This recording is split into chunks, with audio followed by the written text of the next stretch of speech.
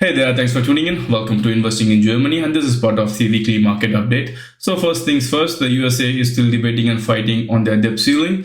Debt ceiling is nothing but how much the Treasury can borrow to meet its payment obligations, which was already approved by the Congress. So, at the moment, they have money to meet their obligations or the payment obligations until June, July 2023 this year.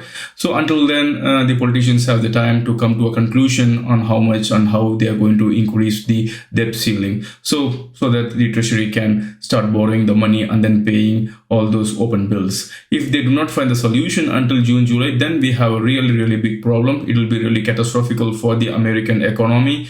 American economy will for sure enter into recession, that too a deep, very hard landing recession, and this recession will also spill over to the entire world, and the entire world will degrow for sure. But I hope this is not going to happen. From the experts' point of view, this is not really a big event, because this is not the first time that the America is debating to increase their debt ceiling. They have increased their debt ceiling successfully in the last 90 times or so. So this is just the political drama what we are seeing in the market in the America. So second, the German Vice Chancellor Scholz had his interview with the Bloomberg, where he reiterated that the Germany is not going into recession for sure for this year. So that is the political feedback from Mr. Scholz, but we have to really wait and watch how it really progresses. But then his commentary was more related to the energy crisis. So end of last year, there was really a lot of discussion about the energy crisis, which will really push the Germany into the recession mode. But then now they are really diversified their energy crisis or energy supply. So he doesn't see any need or any triggering point for Germany to enter into recession this year. Mr. Scholz also quickly touched upon the Biden administration's Inflation Reduction Act, where they are promoting the development of their economy by incentivizing the companies to have the base of the manufacturing within the America. And they are trying to find a solution there, but I'm not sure what type of solution they're going to find, because this act is already signed and passed. So I don't think there will be any changes to this act.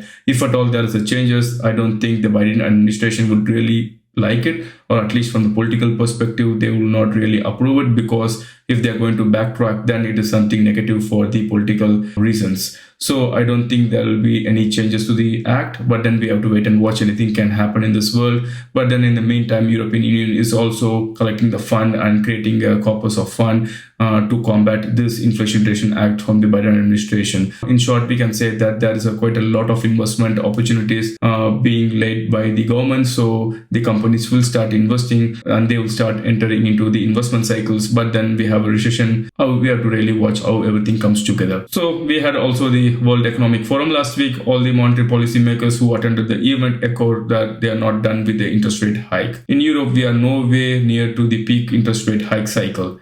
But the market is still expecting that the central bankers will start decreasing the interest rate by the second half of 2023. That's why you see a lot of uptick in the market recently. But then I don't know whether this is going to happen, because based on the feedback from the European Central Bank delegates and the American Central Bank delegates, they are not going to decrease the interest rate anytime soon, and they don't see any need to decrease the interest rate anytime soon, because the inflation is really at its very high peak. Even though the peak is behind us, but we are still not sure whether there will be another peak and how the economy is going to react to all those interest rates. So the economists are expecting that the interest rate will peak by the middle of this year, and then there will be a huge pause where the central bankers will closely monitor the economy and the markets, and then they might start adjusting the interest rate maybe next year. But this year, it doesn't look like there is going to be any downturn in the interest rate. If I had to summarize the discussion on the market perspective, I would say that the bureaucrats and the politicians were promising that there is no recession in their economy this year.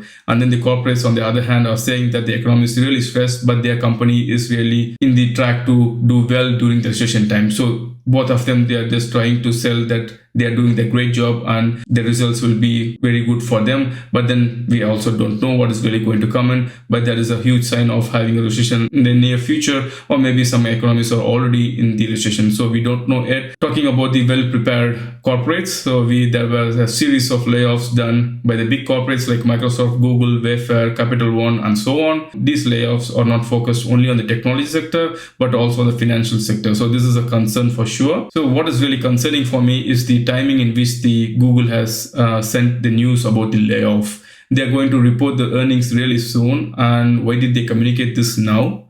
Maybe the results is too bad that they want to give a confidence to the market that they are controlling their expenditures and trying to protect their margin while the revenue is going down because of the downturn in the market or recession. So we don't know yet.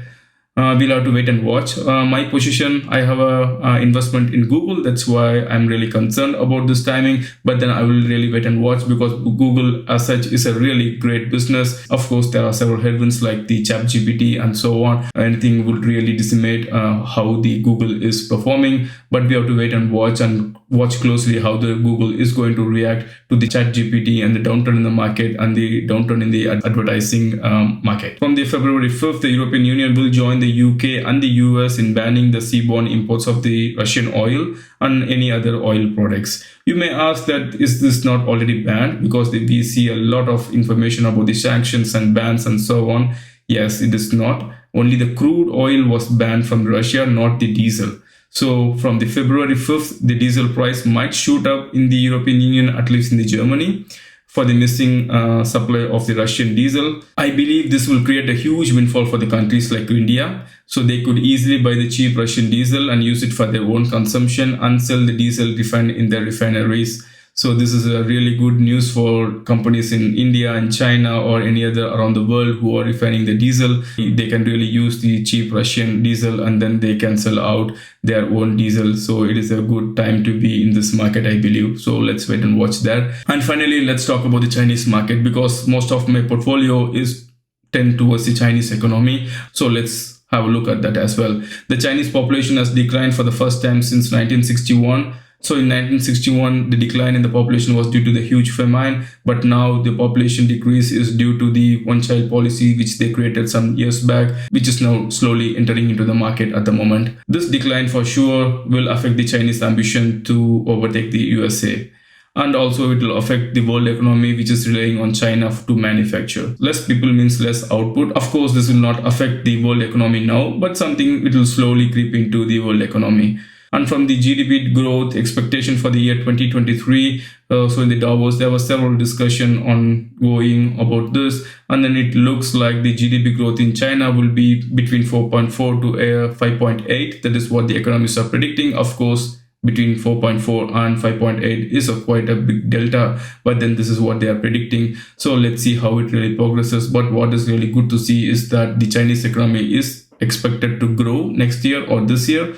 So which is really good to see, and then therefore my portfolio could do fairly better this year. So finally, the BYD, which I really like to own, but I don't own it at the moment, is now really entering into the European market. So now they are entering into UK market, and then they are slowly coming into the rest of the Europe. So this is something a good company to watch out for. So it's a really good opportunity for us to have a look. If the price really fits into the portfolio, then maybe I will consider adding it. But then at the moment, it is really expensive to go into it. So that's it for now today. Thanks for watching. See you in the next video.